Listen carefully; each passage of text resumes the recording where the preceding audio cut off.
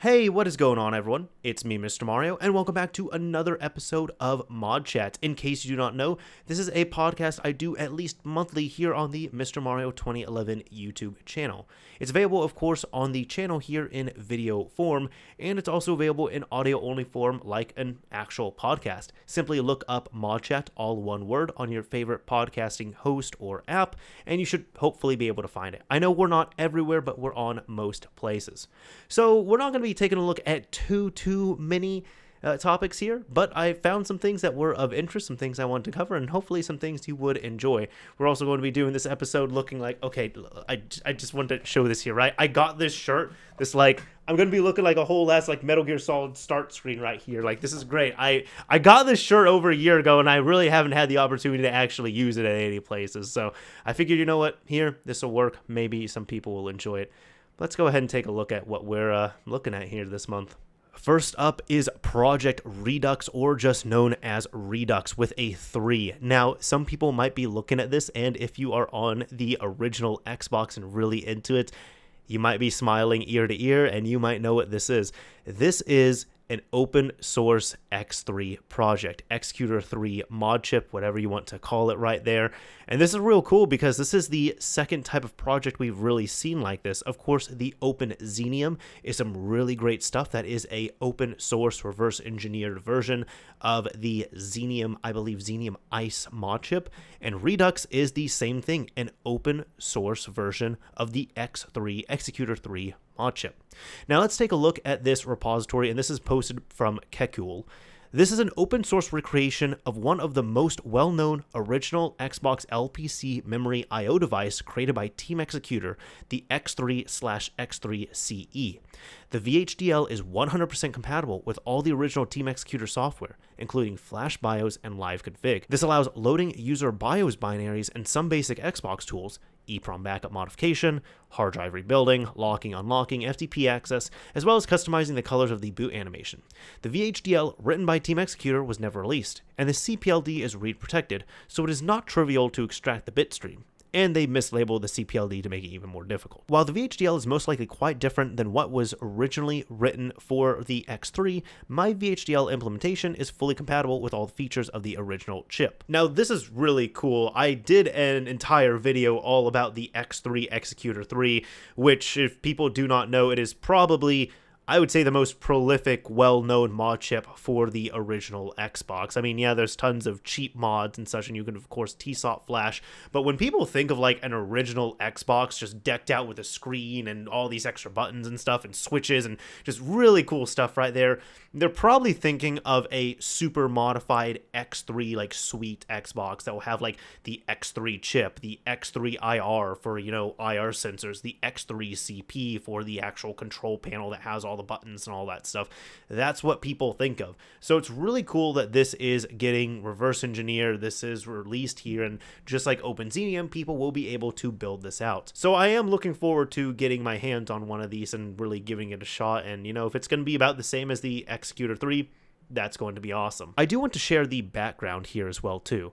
The Redux chip started off as the Open X3 project in January 2020 with 4 members of the discussion group for the reverse engineer effort. Myself, Xecuter, Team Donkey, Ryzy119, and Ernigian. I believe I'm saying that right. I'm trying to. We worked for several months, and King Luxor and I completed a schematic based on the original purple X3 chip, which he released in 2020. With all of their help, we identified the components of the PCB, and King Luxor did the initial part placement, and I did the PCB layout of our original Open X3 chip. After verifying that the PCB worked by transplanting all components from a working X3 chip, the world was hit by the pandemic, and COVID and real life caused the project to fall aside. Ernigian was able to extract the majority of the register information needed to complete the design, but the real life time demands of virtual work and school, there was no time to even start working on the CPLD code. Time passed, and we all went our separate ways. And so with a known working PCB in hand and a trove of information we had amassed, the project was abandoned. Fast forward about 6 months, and I decided to start working on it again and breathed new life into the project. A redux, as it were. That's clever. So cool. This is going to be something to keep an eye on, and I do look forward to seeing more of this. But big congratulations to Xecuter and anybody else involved with this who was able to really help the redux, as it were, of the Xecuter 3. Next up, we are going to be talking about the PlayStation 3, and I'm currently looking at PS3 Exploits Gab account because there was a new update for the PS3 released a few weeks ago, which I'm sure many people know of. This was the 4.88 update. Now, typically these updates really don't do all too much. They really just update the AACS keys, which will allow, encrypted protected media to play on the system, like newer Blu-rays, and Synavia protection has to do with that. But this update also did some extra stuff as well too. From what I know, I believe Habib, who is actually on the PS3 exploit team, had talked a while ago about submitting a bounty for an exploit related to PlayStation Network, and therefore on firmware 4.88, authentication actually ended up changing. So there was a lot more in the background happening than what we initially expected on there, with just, an update to Blu-ray keys and such. But either way, 4.88 ended up releasing, and of course all of these software-based modifications ended up breaking if you updated to 4.88 and nothing was being ported over at that point. Well, we ended up getting some new stuff here. Just kind of going through all of this, first of all, on June 2nd, PS3 Hen GitHub repo has been updated to support 4.88 HFW. Advanced users only right now. Packages will soon follow after confirmation of HFW layout to retain 4.88 SPRX files in package, excluding the exploitable silk_webkit.sprx. Now, this is important here because I believe it was Zeko who had released 4.88 HFW this time as opposed to Junie. Now, HFW is still needed. That is the hybrid firmware that you have to install, and a lot of people do ask, is this required to use PS3 Hen or even Han? And yes, it is still required. And the reason why it's required is because back when PS3 Exploit was coming onto the scene, their tools worked for 4.81 and 4.82 firmwares, and that was the WebKit that they worked for. This was effectively patched and all their tools stopped working on 4.83. However, what ended up happening was when 4.84 came about, there was hybrid firmware HFW. And essentially what this is, I'm just, boiling it down in short, you take the 4.84 HFW, you take the WebKit from 4.82, you plop the old WebKit into the new firmware, and you build out a new firmware file. And that is what is being flashed over. It's all still signed, it all works just fine, but you're installing a new firmware with an old exploitable WebKit. And then you just have to port all the tools to work with that newer firmware and have it in mind when targeting that. So that is why HFW is required on these newer firmwares, unless you're going to be messing around with PS3 toolset, which we are going to be getting to. But if you're messing around with PS3 toolset, that actually uses a separate exploit than what is being used here with the WebKit and such. So that's why with PS3 toolset, if you are installing a custom firmware and patching your system for that, you don't have to touch HFW at all during that process. But if you're going to be using PS3 Hen or even Han, which is not going to be recommended at this point, just use PS3 Hen. Everyone, use PS3 Hen. It has Han built into it. There's like 20 people who are just like, we need Han. I know we're going on a sidebar, but people just really want Han only, and it's like PS3 Hen has Han baked into it, and it's better. Just please use that and just use it the same way. But getting back to topic here, either way, that is why, because there is a separate exploit for the PS3 toolset, you don't ever have to touch HFW if you're just focused on installing a custom firmware. So of course, talking about that, PS3 Hen 3.0.3 was released. Now, there were Cobra PS3 MAPI changes. This was updated to 4.88 firmware to support that officially, and it was also, of course, officially supporting 4.88 HFW. For anybody who still uses Han or ethanol, as it stated here, this was also updated, and even says this is for anybody who still uses this. Extra tools will be updated over the next few days, and new links will be added to the main website. Later on, all of the Han extra tools that you are seeing right here were updated to support 4.88 HFW, except for the debug settings installer. And lastly, most recently, this did take a few weeks, but PS3 toolset 1.1.003 was released, and the big change to this was that it added 4.88 support, meaning that now at this point, people on 4.88 firmware with a compatible PlayStation 3 model can use PS3 exploits tools through the PS3 toolset to do this all through the browser. Just open up the browser, they can dump their flash, they can verify it then on a computer, but then they can download a patch, they can patch their system to allow a custom firmware installation, and then they can install custom firmware from a flash drive after rebooting it. I've made videos covering this as well too, but this is just talking about what's here. So of course 4.88 support was added. They also added NC 3.0 Flash 9 exploit update with action script communication bridge to fine-tune the piloting of the Flash 9 exploit. That's what I was talking about. It's a separate exploit here. Flash Memory Manager was updated to 1.3.1, minor update like IDPS saved file, and a couple of small GUI fixes. And finally, the JavaScript ROP Framework 4.2 update. It brings minor performance improvements to existing features, but more importantly, it brings the PS3 toolset framework in line with the requirements of the file manager tool I've been working on.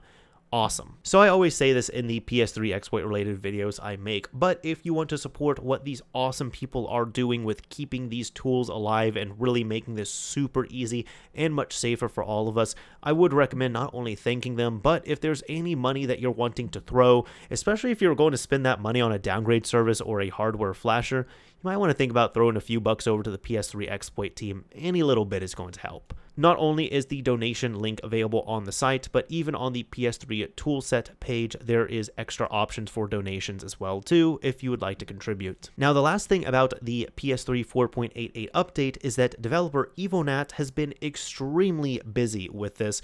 First of all, EVILNAT is the person behind Sen Enabler, which I'm sure many people who use lower firmwares on their PlayStation 3s who want to get online are familiar with. Now, one thing that was mentioned, as I said, with the authentication change was that, of course, since that was changed, it took EVILNAT a little bit longer. Essentially, he was saying before that he was needing some more time to analyze the firmware, see what was going on with PSN authentication, and to not use any other methods of spoofing or anything of the sort, but to only use the latest Sen enabler when it drops, and he did end up releasing that.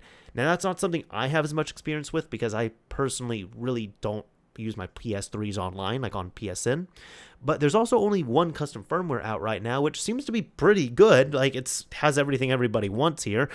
This is the EVILNAT Cobra custom firmware. Now, it's great because, again, this has pretty much everything everyone wants. So I know a lot of people want to wait for Rebug, or they want to rebug firmware, but because Rebug didn't release anything in 4.87 and it doesn't look like anything on 4.88, it's kind of cool that EVILNAT has kind of taken that there. EVILNAT has worked on the 4.87 custom firmware as well as 4.88. And again, I mean, just looking at all the features right here, it's very well tested, it's extremely fleshed out, and it pretty much does what people are wanting from like the equivalent of a Rebug Lite firmware. So if you're wanting a 4.88 custom firmware, you can't really go wrong with EVILNAT's custom firmware here. He has released multiple variants, so a regular, it's all KEX, there's no DEX versions here, but just a regular custom firmware with Cobra, of course, a no BD variant for no Blu-ray drive or broken one, no BT, so same thing but Bluetooth, and then one for both no Bluetooth and no Blu-ray drive in case both of them are busted. So you really have every type of variant right here if you're wanting to say on the retail KEX side as opposed to DEX. Next up here is another PlayStation Vita port, and this is a cool one here. This is Bully Anniversary Edition by The Flow. Now, coming from the Wololo.net article, they state, PS Vita hacker and developer The Flow has released yet another port of a Rockstar game, this time Bully. This release comes after other great ports by the scene veterans such as Grand Theft Auto San Andreas, which I did cover on here. So what's Bully for PS Vita? Bully Vita is a quote-unquote port of the Android version of Rockstar's popular action-adventure game From the README. This is a wrapper/port of Bully Anniversary Edition for the PlayStation Vita. The port works by loading the official Android ARM v7 executable in memory, resolving its imports with native functions and patching it in order to properly run. Now, over at the Flow's GitHub page, and it looks like Renegatamonte was working on this as well too, so kind of another cool collaboration between them. It has a full setup here for end users and includes, installing KubeBridge and FDFix, which if you have used these other ports such as Max Payne or Grand Theft Auto San Andreas, you probably have those already. It's also optional, but I suppose recommended, to install PSV Shell to overclock your device to 500 megahertz, as well as Cap Unlocker to unlock the 4th core of the PlayStation Vita for actual usage. Now, you do need to get the files required, like the game files, from the Android build of Bully, but once you're able to get all that and set it up, all the instructions are available here. And of course, there's also the downloads that you will need, such as the Bully VPK to install this, as well as some game files that you can essentially just pack in there that will patch the game files themselves. Now, it is worth noting here, it says the official game does not free unused textures, as modern smartphones have more RAM than the PS Vita, and as such, the game will crash after a long gameplay. Very good to know. Now, next up, we have another pretty cool thing here, and this is something that I have covered before from Victor Vilela, in which I had covered some of his ROM hacks that were really just speeding up Super Nintendo games. And this is really cool. This is Super Mario World Widescreen. And just getting into this, Super Mario World Widescreen is your beloved Mario World Super Nintendo game, but in the 16:9 resolution. This is possible by expanding the horizontal resolution by 96 pixels, including resolution from 256 by 224 to 352 by 224. Since the original Super Nintendo does not have this resolution, the emulator focused into high-definition mods bsnes-hd must be used. So this is also very important to note as well too. This is a ROM hack that you can install. You just pretty much download this BPS file and you're able to apply that. I'm just looking at all the other files here. No, it's just that's the open source stuff, so it's that BPS file that you're going to need. But either way, once you patch this, this does not work on original hardware. You have to play this on an emulator. But I mean, look at that. That is widescreen, like native widescreen Super Mario World. For supported screens, they say currently Super Mario World Widescreen supports 16:9 and 16:10 monitor resolutions. More aspect ratios are planned and are currently work in progress, namely 2:1 and 21:9 ultra-wide aspect ratios. All aspect ratio has the intended 8:7 pixel aspect ratio from the original Super Nintendo picture processing unit. This means that the screen you will see is like how you would see on a real TV connected to the Super Nintendo, except expanded to the widescreen resolution. And the instructions here, pretty simple. You download the latest BPS patch, you patch your ROM, you have to download a widescreen configuration file, which is a BSO file, name it the same as your patch ROM, and then remove the BPS from the folder you're loading the ROM from, otherwise you'll get an error, and you have to play this with bsnes-hd. So if you're wanting to take another look at Super Mario World on the Super Nintendo and you want to try this out through the bsnes-hd emulator, give it a shot. This looks pretty cool. Now, there's one more thing I would like to cover here, and for anybody who does not know, I try and get a topic that I find like interesting or cool or funny or just kind of out there in regards to modding. And yeah, I'd say this is it here. We're actually going to be taking a look at a Smash Bros. Ultimate mod, which I don't think I've covered one of those before, but I'm just going to have to show you all. This is a character mod here that you can get from Game Banana, and this is an RCM Jig, a mod for Super Smash Bros. Ultimate. Just like, I'm going to try and load this up here. Let's see. Oh my god. So it's like this was shown to me, but there's 4 different jigs that you could use. And I believe, yeah, this is a Jigglypuff mod. So you have to end up like using this for Jigglypuff here.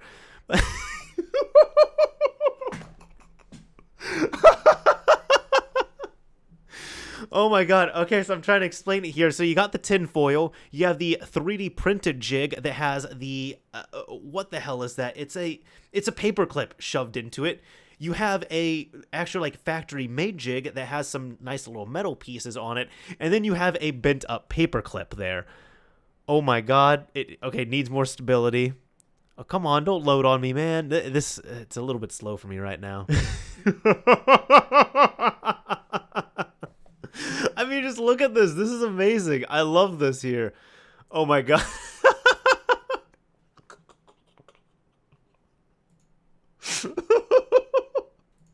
I'm sorry. I can't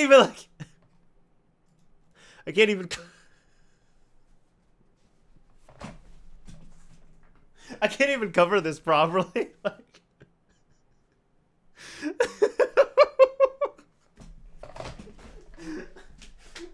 Okay, composure.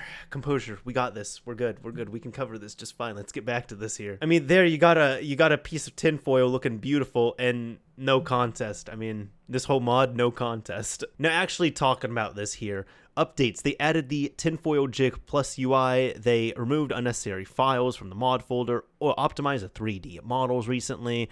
They fixed models using the wrong materials. Now the other Jigglypuffs alt won't be affected by the mod. That's always good.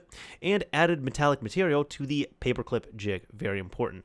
Execute your rivals. I like that there. This is, of course, a skin mod for Jigglypuff. It replaces Alt C04, C05, C06, C07 for Jigglypuff. And now you can exploit your enemy's weakness while also taking advantage of Jigglypuff's amazing recovery. Includes UI and the option to mute Jigglypuff's voice lines. And also, what is it? Well, RCM Jig, what is that? Google it. I do really want to, like, right here, Guile, I want to say it's he or GG. I hope I'm saying that right somehow. I do, oh my god, you here. I really just want to thank you so much, whoever you are, for the laughs. I mean, I had seen this before. I didn't think I was just going to lose it on this episode of ModChat over this. This is just... Do I really need to say more about this mod? This is incredible. Well, there we go. You know, kind of a short episode of ModChat, just a few topics, but, you know, kind of a short and sweet thing, and I think some important stuff right here. Of course, you know, the RCM Jig Jigglypuff mod. That was most important here. But either way, I'm happy you all showed up to listen to and watch this episode and everything. Now, if you are at the end of this episode, I like to do something at the end of every episode of ModChat where I pick a keyword or a key phrase of some kind. And if you end up using this word or phrase in a comment on the YouTube upload, I will know that you made it to the end of this episode. And the problem is, you know, actually, I have an idea here. I think I've used... No. How about this? How about Lego? Like, it could be any spelling on there with 1 G or 2 Gs. Have you stepped on a Lego? Do you want to say Lego for whatever reason? What was your favorite Lego set? How old do you have to be to, like, because I know on Legos, right? Like, when you get them, they say they're like for ages like 3 through 99. So once you're 100, are you just not able to use Legos or what? I'm not sure. But what is your thought on the age limitation there of Legos and them being age gated? I'd like to know about that. So if you use the word Lego in your YouTube comment, I'll know that you've made it to the end of this episode. Anyways, that is about it for me here. Hopefully you all enjoyed this episode of ModChat. If you're watching on YouTube and you liked it, a like would absolutely be appreciated. If you didn't like it, a dislike is fine as well too. But, well, this is Mr. Mario signing off, and until next time.